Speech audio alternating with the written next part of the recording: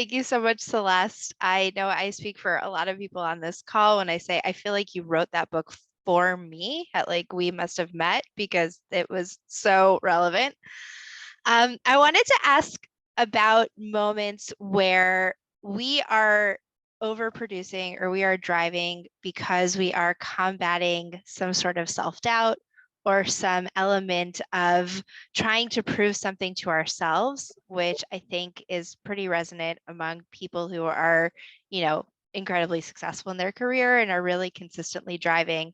How do you see slowing down, taking a break, or implementing some of these policies as having a positive effect on that experience and on, those elements where we feel like we we really want to prove our own success to ourselves. And sort of how does that intersect?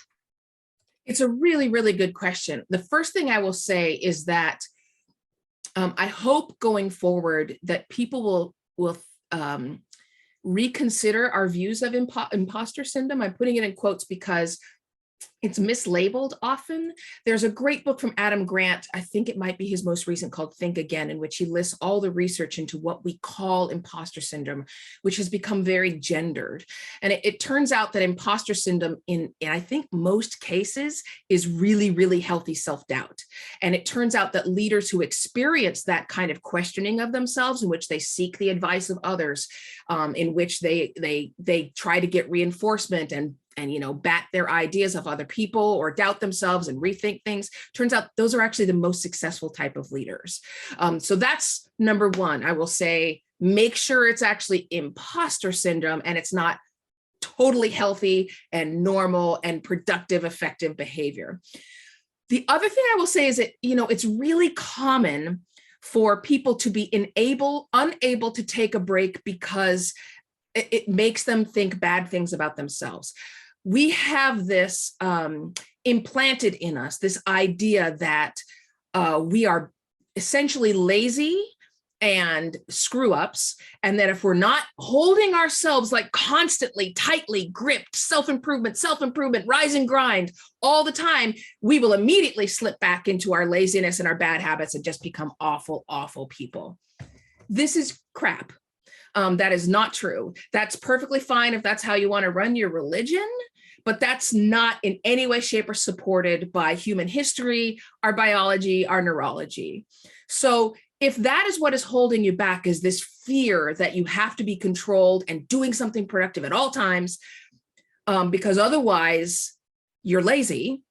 Otherwise, other people are going to see what a waste of space you are. I think one of my friends called her boss a waste of a good digestive system. Like, that's awful, right? Like, this idea that you don't deserve your space on the planet if you're not producing something. That's a different thing.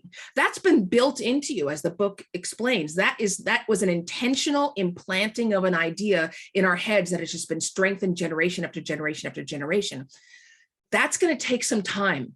And in a way, it's kind of like, if you look at some of the techniques they use to deprogram people who've been in cults, those end up being the same sort of techniques that are useful for people who have been programmed to believe that idle time means you're a wastrel, right? So that's just going to have to be you constantly saying to yourself, finding that talk back that works for you, however that is, so that when that voice says in your head, you are so lazy, oh my God, get off your big butt, which is what mine says to me.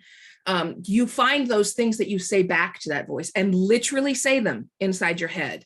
And you need to say it every time, like a practice. You have to create those new neural pathways in your brain, which is completely possible, that connect idle time to perfectly healthy enjoyment rather than idle time to you're a waste. Did that answer your question? Thank you so much. That was great.